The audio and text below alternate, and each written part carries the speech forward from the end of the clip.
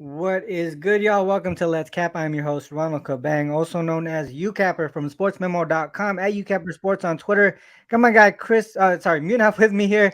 Chris is not here, but Jay just joined here, so Finna he's say that's here not Chris. for the I know for What the up, last you know? for the What's first going few on, minutes. Jay? I know you got a show later on today, but yeah, shout out to you guys for popping in today. Only 4 games on the card. Yesterday, Munaf, you were on the show. We did pretty good as far as like what we talked about on the show. I went 4-2 on Sports Memo, but we did take some personal stuff. I talked about that Bobby Portis, 12 points and 8 rebounds, ended up hitting. He went well above that, and that was a nice plus money play there. But yeah, how did you do yesterday? Yeah, overall on my show, and then where we keep track of our picks, 8-2 against the spread on all 10 games yesterday. Nice. I know we talked about on the show yesterday, man.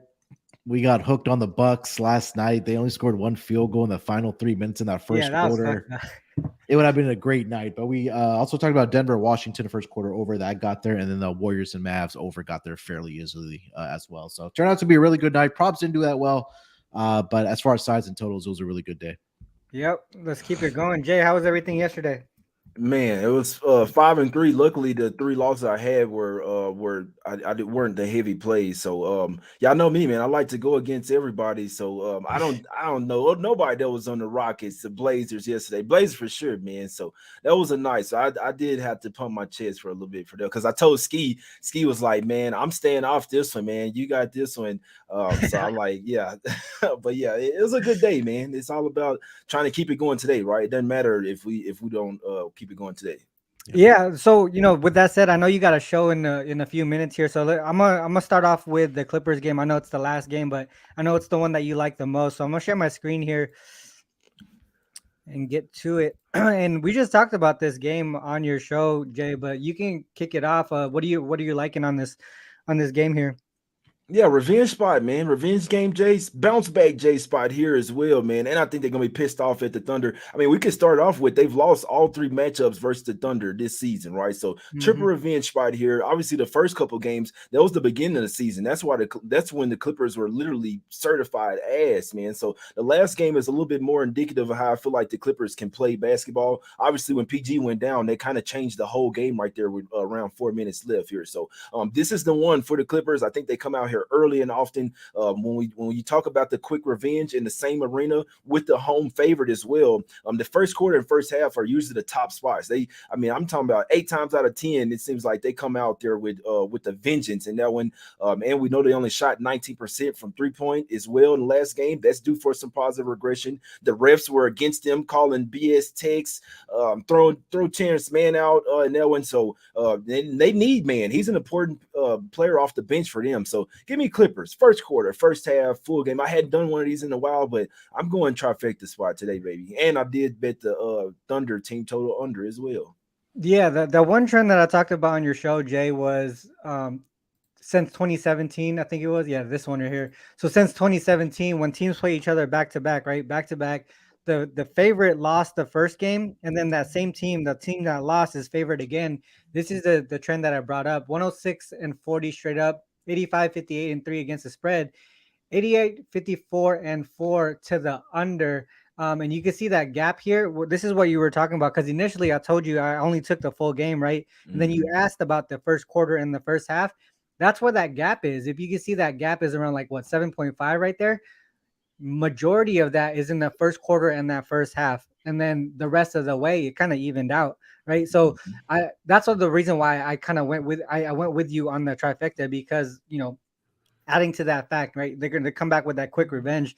But yeah, so that's the reason why I ended up adding that first quarter and first half with you. Uh, Munaf, did you have anything on this game at all? No, I agree about everything you guys are saying, especially that revenge spot, right? I think that's been really a profitable angle, especially when teams are playing consecutive opponents in the span of what a day or two. Yeah. It's really profitable for the team that has lost that first game. And Ronald, you and I were talking offline if SGA even plays here tonight because they came out after the All Star break and said they're going to manage his minutes. He's not going to play in back to back situations. Hmm. They do have the Lakers tomorrow. I know it's not a travel situation, but SGA came out at All-Star break and said that he's going to have something for the Lakers. when they do play them. So you're playing that March 1st game against Lakers. They're going to be in their building tomorrow on Friday. So don't be surprised if you see SGA ruled out closer to game time, or maybe when it's the witching hour for the injuries. Yeah, that made a lot of sense to me right when you were talking to me right before the show. I was like, I didn't even think about SGA sitting for this one and really putting all his chips in the basket for the Lakers. But the other thing too is, I was just talking to you about it too. They're on a 4-game road trip, but 3 games all in LA, so they really didn't have to travel. So that travel spot, that the road trip, it really isn't that bad, right? Because they're sticking around. But Jay mentioned after his show was like, yo, they could be just kicking it, right? They're in LA. They're, for a while. They got some rest days in between. So yeah, maybe they're not really focused. There's a chance that SGA doesn't play. There's a lot going on here, but for the most part, everything really for me pointing towards the Clippers and the under there. Anything from a prop perspective, I know Zubac had a terrible game the other day. Maybe he bounces back with the rebounds at least. Yeah, I know Mason Plumlee, I think, had 12 rebounds in the game on Tuesday. I think it's a Kawhi game, man. I feel like this is going to be a game where he comes out. I know he had that last shot. I don't know what he was thinking. He should probably pass the ball because Lou Dort, really clamped him up on that last possession. But I think this is a game where Kawhi puts the team on his back here. Like you mentioned, that they've lost all the games against the Thunder. I know Kawhi, I think, missed the first 2 games this season. Yeah. But I think that he does play better here tonight. Again, I think this is just a smash spot for the Clippers. I think Kawhi has gone, I want to say he has 30 plus points in the 6 games he's played without Paul George. I think that's something I was looking at last night. Yeah, it was pretty close. So if we look at this season specifically, I think it's these top 6 here. Yeah. So 3 of them went over 30. One of them was right at 29. I know his number is 29.5 today. Yeah. He should get the volume, right? I mean, you can see how many shots he's putting up when PG's not in there. This one, obviously, they didn't really have to do anything, but he still got over the 30-point mark. So it makes a lot of sense to me to take the Kawhi points prop than anything. Yep. All right. So move on to the next game here. I think this is another one that you liked, Jay, was the Knicks game. Yeah, talk about it. What do you like about this game here? Man, I don't like this one as much as the Clippers. Obviously, they're at the rest as the rest disadvantage. 3rd game in 4 nights back to back, and 4th and 6 as well here. So I do think this is another one where I kind of want to take Knicks in the first quarter. I think that's the top spot here. I do have a quarter of a unit on the -2.5 from last night. I'm like, man, they winning this fucking game. See what I'm saying? Versus the Magic. I just kind of, how I like to look at every single angle, right? And this is an NBA TV game for the Magic at the house. They don't have many more important games for the rest of the season, so I actually wouldn't be surprised if the Magic did treat this game like a playoff game. But if I'm not mistaken, 2 days off. No, they only had 1 day off in between. But still, man, I think this is one where the Knicks come out here in the first quarter and simply just overpower them. Obviously, it won't be as good if Mitchell Robinson is out, but I think that's all the more reason why you try to get in and get out with the Knicks first quarter, maybe even first half. I just feel like the full game does have the most variance, in my opinion, with the Magic having the rest advantage and being at the house. But we know that they don't really put together back-to-back wins. They are 4-0 against the spread last 4 games, but they don't. This is a game where they basically have to win it straight up here. And with the Knicks, we know they cluster wins and losses, but I still have a very hard time seeing them lose to this Magic team who can really struggle offensively sometime as well. So I know I got Punt like the under on this one, and I couldn't talk him off. I'm finna do a show with Punt as well. I think he's probably going to talk me into the under in this game because the Knicks can still play really good defense. Their offense can be a little bit sporadic sometimes, go through lulls, and we know that the Magic are a defensive-minded team with a defensive-minded coach. So I think the under might be the best look here, but if I'm betting the Knicks, I want them early before the fatigue sets. So I know that it wasn't a far travel, but it's still 4 games in 6 nights, and the last game versus Minnesota did go to overtime as well. So we have to throw those things in there when they are at the rest disadvantage. So Knicks first quarter will be my top look on the spread, and then I do think the under has some substance to it here. Yeah, you mentioned that the Magic kind of after they win a game, right? So I looked at that yesterday. So the Magic after a win in general, without this date prop here, but if you look at them after a win in general, 9-20 straight up, 15-13-1 ATS. But there's a period of time where after December 27th, they went on this streak of 2-15. So a lot of the things that happened earlier on in the season following a win, they backed it up pretty well. But since then, since this period of time, they've really been struggling. 2-15 straight up, 5-12 ATS.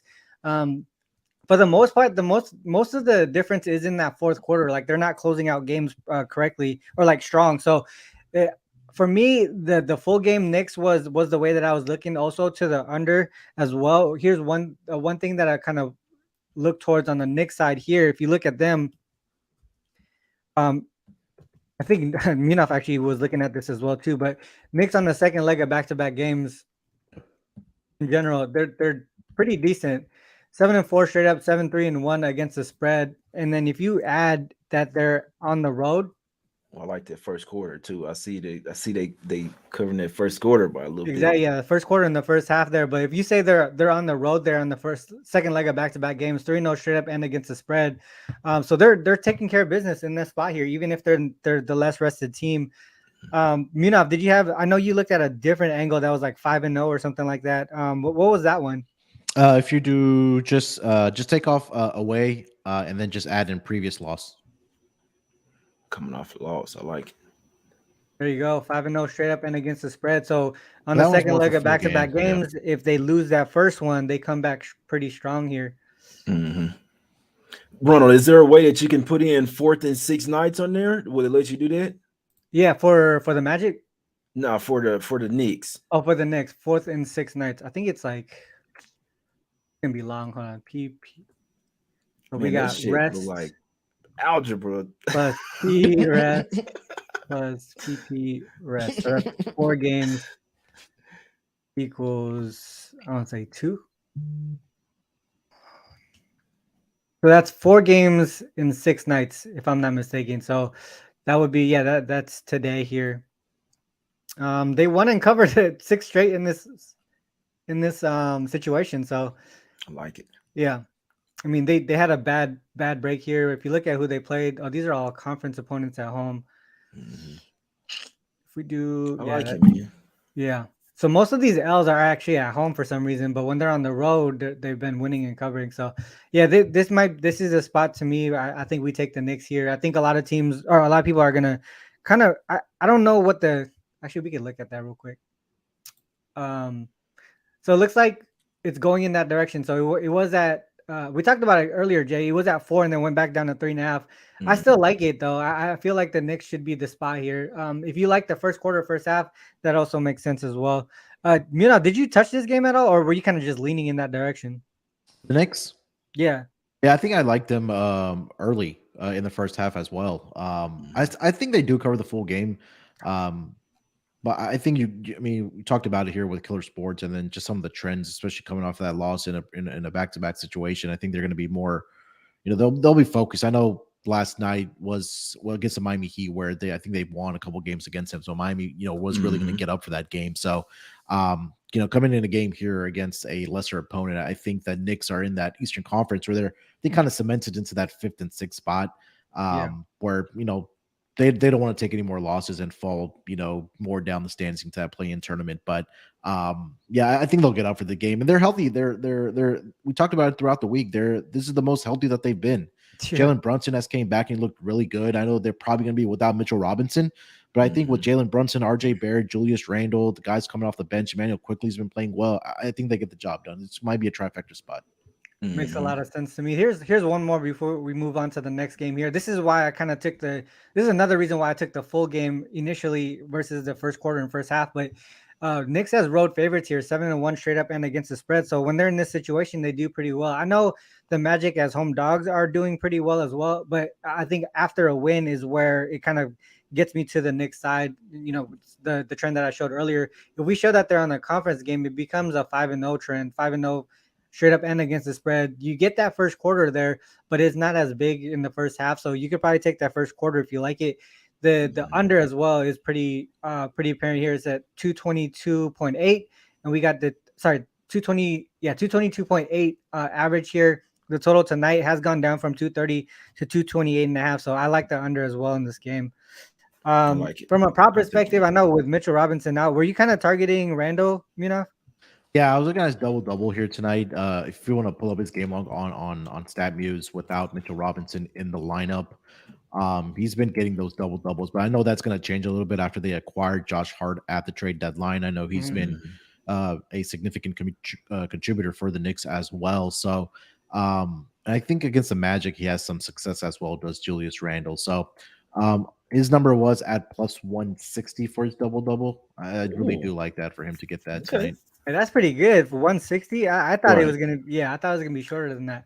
You probably want to take if we expect Mitchell Robinson to be out, you want to take that before he's announced out because that shit might Yeah, move it's to gonna like move for fucking sure. plus Yeah. 110, might even be juiced. Like it's a Yeah, man, favorite. that's So a that's good Might look. go I one as a like that. favorite, yeah. Plus that's one you got 160. to get ahead of if we suspect that Robinson out. Which the way he banged his knee and was holding it, they probably not gonna. I mean, they don't really mess around with knees, quads, Achilles, shit like that.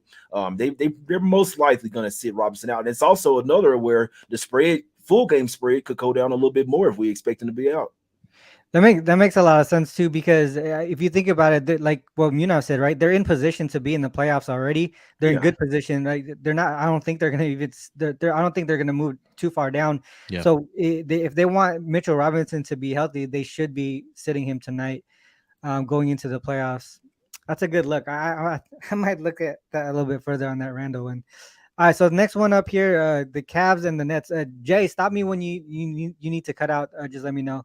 But Cavs and the Nets here is this one I didn't really like from like a side or total perspective for the most part because there was a lot of competing stuff. I did like the Jarrett Allen prop that I talked about earlier, the double plus a block there. It was at plus money as well this morning. I think it was like what plus 120 when I saw it. But for the most part, current form says take Cavs and under, but situationally, I think the Nets and the over is the spot here. Did you guys have anything on this game? Ronald, real quick, they calling me. I Yeah, want to take Nets in the first quarter here. I think they can do it once again, especially. I mean, this is the same. These are the spots that I love, low key, off. I mean, it's the same thing as the Thunder and Clippers game. Yeah. Only thing is with that one, they did kind of get smacked up, but they did try to figure some things out in the fourth quarter. But they covered that first quarter spread, in that one, even in the loss. So I feel like why can't they do it here once again? And that one, it was probably a little bit on Jared Allen, coming back his first game, but I still feel like the Nets can come out here with something. If you when you have the peak vengeance in the game, it's in the first quarter and first half. So I don't know about the first half because Cavs are on a whole different level than the Nets, but I wouldn't be surprised if they came out here and covered the first quarter again. That would be my top look on this guy. I might take all first quarters today, man. Knicks first quarter, Pelicans first quarter, Nets, and then Clippers. I think them some good looks there, man. all right, Jay. Hey, thanks for popping in as always, bro. I know you got to Anytime. go to your other show here. Bet US, right? Bet US. Yeah. We got ski and punt on today, man. So Oh, it's both what I'm saying. y'all. It's all Okay. good. Yes, All right, sir. bro. Hey, take care. Good luck today. I'll see you in All the right, chat. guys. Let's get some cash. All right, Munov, All right, Ronald, Jay, take care, my man. everybody, man. Let's cash, my brothers. All right, Munaf, what did you have anything on this one? Like I said, I didn't really like it, but I do like that prop with Jarrett Allen. Obviously, that he used to play with the Nets as well, so it's Yeah. probably something personal for him to play pretty, motivated. I guess you want to say that. But did you take anything on the side or total for this one? I was leaning towards the Nets in this game. I think it showed me a little bit that they got down double digits in that second half of the game they played on Tuesday night, Yeah. and they outscored the Cavs in that fourth quarter. I think it was like 31-21. So it showed me that they were still fighting to at least try to come back and win the game. They almost did get the cover in the end. Royce O'Neal just missed a couple 3-point shots, or we could be having a different conversation here. So I like the angle that Jay just said about the first quarter. Yeah. Um, like we talked about with the Thunder and Clippers as well. I did play a player prop in this game. We'll get to that in a minute, but yeah, that's pretty much what I had for the game at least. All right. So real quick, I talked about this on Jay's show too. This is something where both teams that have a winning record. They're both rested. They both each have at least one day. So they both have one day of rest, and I think it's a revenge game. If I'm not mistaken. I gotta look at this again. Is that it? Season two teams winning record. Home team. Oh, home. So this is home teams in Mm. the revenge angle, right? They lost the last game to their opponent. Both teams with a winning record. Both teams have at least have a day of rest here. Since 2019, it's been profitable, right? 60.5% on the ATS. But if you look at it this season specifically, 20-6 against the spread, 18-8 to the over as well. So this was kind of what I was saying about the situational part. Kind of it tells me to take the Nets and the over, but the current form, right? Like how they've been playing recently says that the Cavs are a better team right now. Obviously especially on the offensive side of the ball. Nets have been struggling offensively, but they've been pretty decent on the defensive side of the ball. So maybe this is a spot that obviously they lost to this team on Tuesday, right? The Nets lost to the Cavs on Tuesday. Maybe they catch the Nets sleeping after they got the win, right? Motivation on their side as well. So I would look in that direction of the Nets and the over. Yeah, I mean, look, I'm not going to argue with that. You have guys against going up against their former teams here. Karis LeVert, I think somebody pointed that out as well. Yeah. But I like the angle, man. I really do. Again, they've lost 4 games in a row. They definitely want to get out of this losing streak that they're in to the Brooklyn Nets. They could fall into that play-in tournament bracket, area. But again, if you take a look at the 3-point shooting, kind of similar to what the Clippers did on Tuesday night against the Thunder, the Nets weren't very good against the Cavs. They were 9 of 33 from 3-point land, only shot about 27%. So you probably see some positive regression. Mikal Bridges in that game, 0 of 8 from 3-point land, only 9 of 21 from the floor. So even if he's a little bit better there, RC, we would have a different conversation around that. Nets possibly could have won that game outright if they made a couple more 3-point shots. Yeah, I mean, so if we look at the Nets here, let's go post All-Star break. I feel like they were, they're way up there, like 10.1. Sorry, not 10.1. 3-point percentage, 36.5. And like you mentioned, they were struggling from 3. You mentioned that positive regression.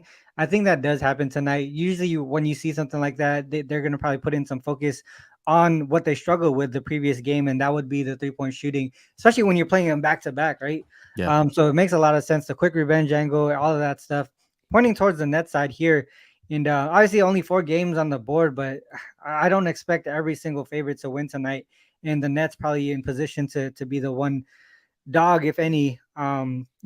Maybe the Hornets cover the spread, but I don't know about winning the game.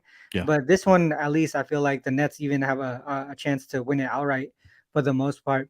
Did you have anything else from a prop perspective on this one? Yeah, I was looking at Spencer Dinwiddie.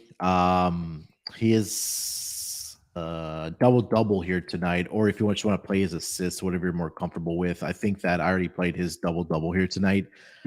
He's been racking up the assists, man. I know Ski's been talking about this in the chat as well. Over his last 5 games, he's averaging 11.2 assists.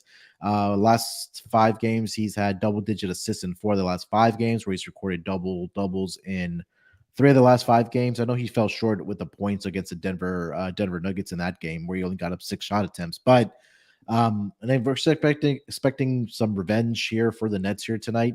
I think Spencer Dinwiddie is going to be a big part of that and dishing out assists again. So over 8.5 assists is what I'm seeing. And also his double is plus 175. The double looks nice. So if you look at it, but obviously this was with a different team, Dallas earlier this season. So I would probably just knock that off. But his current form, definitely double is in play. This is what I was looking at for Jared Allen. So the double, obviously he missed that with the 6 points, but he's been getting the rebound opportunities even with when he was playing in more recent games. Yeah. But if you look at him versus the Nets specifically, he's gotten the double in 4 straight. This one was really close with the 1 rebound there. I can only look in that direction for him to get the double. I also added that 1 block. He's gotten at least 1 block in 5 straight against the Nets as well. So that's kind of what I was looking at when I did the double plus the block there. Obviously the motivation to play against his former team is something to take note, I guess. Nets are also the worst rebounding team since the All-Star break as well. So that only just helps with the Jared Allen. I like it. All right, that was it for me on that game. Anything else to add? No, that's all I had. All right, last game up is the Hornets and the Pelicans. This one you kind of talked me. I was saying I was liking the full game on the Pelican side, but then you kind of talked me towards the first half, which makes a lot more sense. Can you talk about what you saw initially to take that first half? Yeah, so if you take a look at Hornets, and then on the road, I believe it's what I first looked at. 17, 17, and 3 against the spread. But if you take a look at the numbers right there in the first half, they're almost trailing games by around close to Six, seven, about 6 or 6 to 7 7, yeah. points there, right? And then if you add in, I think as an away dog, Yep, it's I pretty much remember. the same thing as well. And then I think after All Star break as well, it's they're down almost by 12 points Damn, at look at the that half. second quarter. Yeah, It makes sense, right? Because they without Lamelo, they don't really have a second general they're on on the the depth. court. Yeah, yeah. Yeah. So that depth is gone. Dang, that's a good point. I didn't even realize. I didn't think about how bad it was after All-Star break specifically. But yeah, so 0-3 to the under as well. So someone mentioned the under in the chat. Mhm. So that this definitely supports the under there. My And only my then, only thing was the yeah. Mark Williams aspect of it, right? Because their defense kind of struggled after Mark Williams got hurt. Well, one thing that I did see was so post All Star break. We talked about it on the show before that the Hornets were number one in defensive rating after the All Star break for a period of time, Mhm. but right up until Mark Williams got hurt, the last 5 games, they went from so I wrote this down. So from post All Star break to the game before Mark Williams got hurt, their defensive rating was 106.4. That was first in the league. The last 5 games where Mark Williams is out, it dropped from 106.4 to 117.5 in the last 10 games. So that's how big of a difference he makes on the defensive side of the ball. That's a 10.4, 10.1 uh, differential on the defensive rating. So that's the only reason I kind of stayed away from the total Mhm. was because of that. And in the last game, you could kind of see that they kind of put their offense together as well. Yeah. So I was more thinking just taking the side instead of the Pelicans.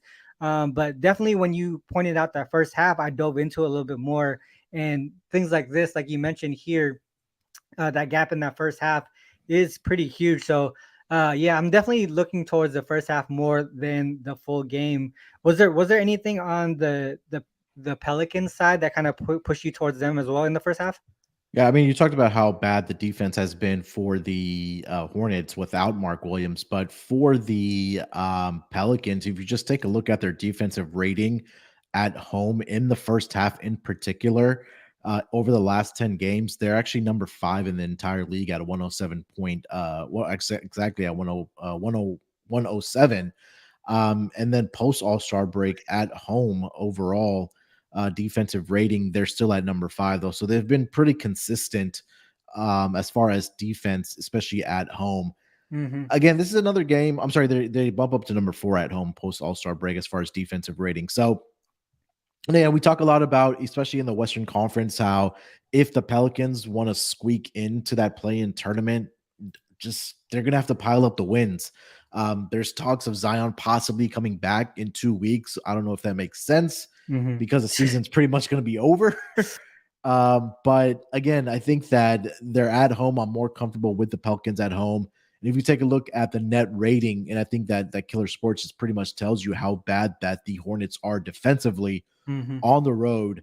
I think that you probably want to look at Pelicans first half. I already bet this at -4.5. It's up to -5 now. Maybe Yeah. also want to take a look at their team total to go over as well, because I feel like they've given up 60 plus in every single game on the road since the All Star break. Damn, that's crazy. Hold on, let me look at that. So on the road, damn, 0-4 to the under. Yeah, look at that first half right there. And then the Yeah. second half they fall off. Probably because they have a big lead and they get so comfortable, they just kind of And they're probably back during these games where they're yeah, they're covering the back doing the spreads. games.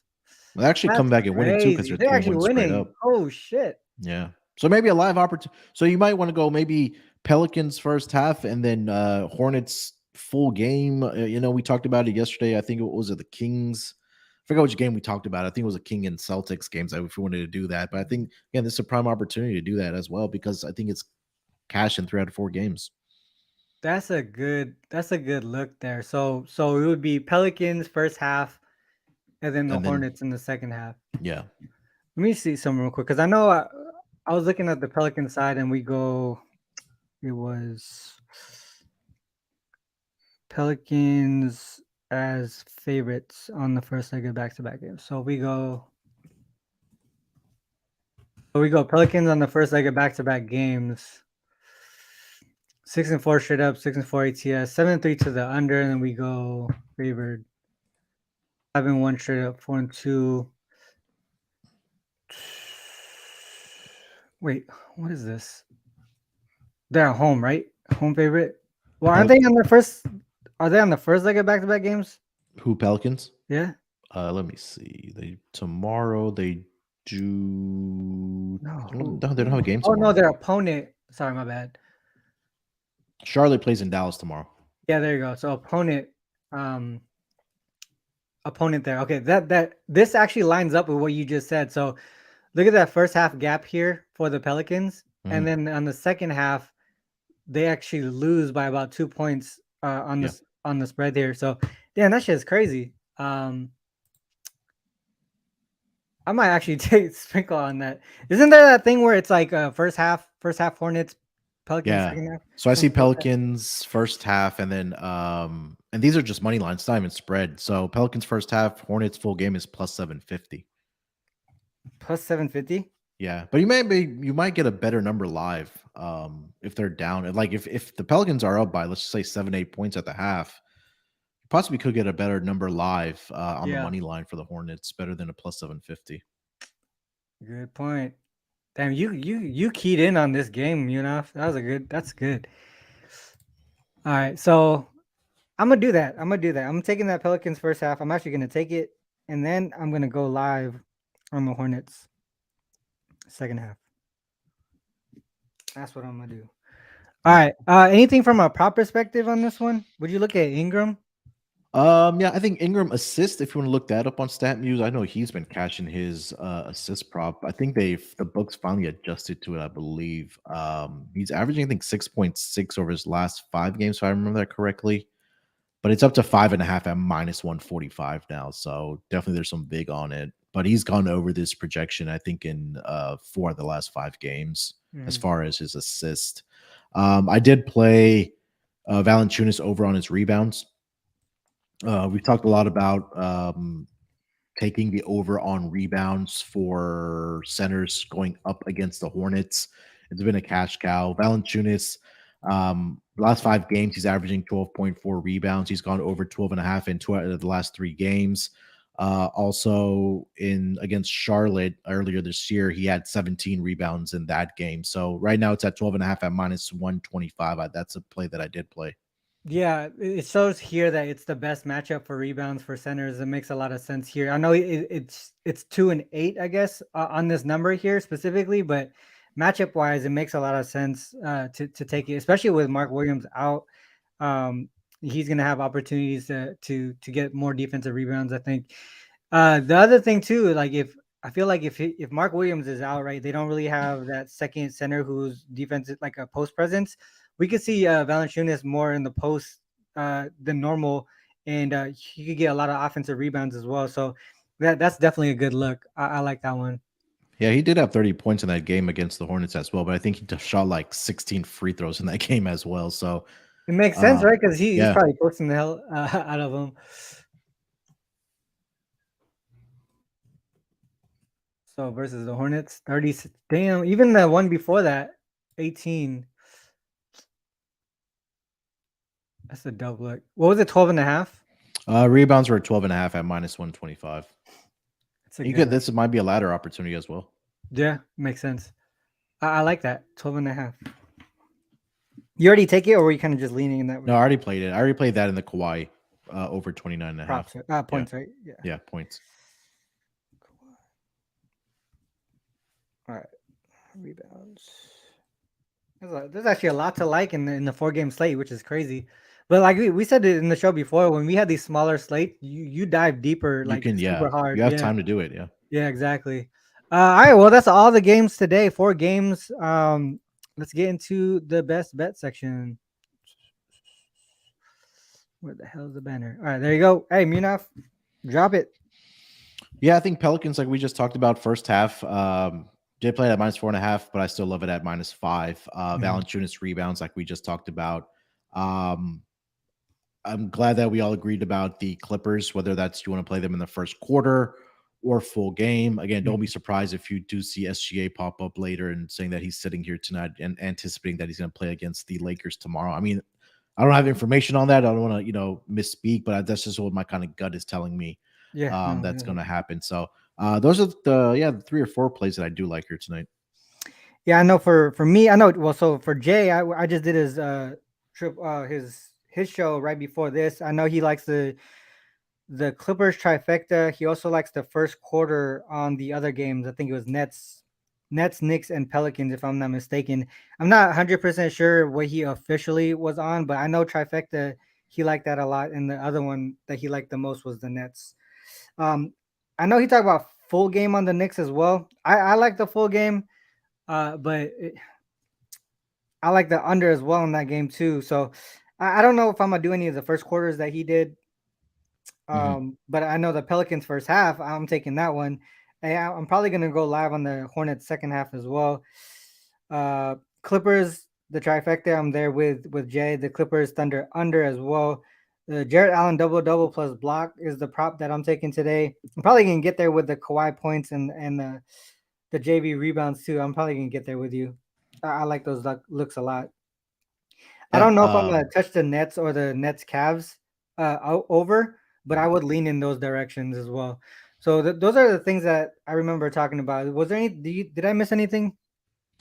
I think we covered it pretty much. I was just curious to see what the defensive rating for the Knicks is without Mitchell Robinson in the lineup this season. I think it goes up by or they get worse by 5 points as far as rating goes.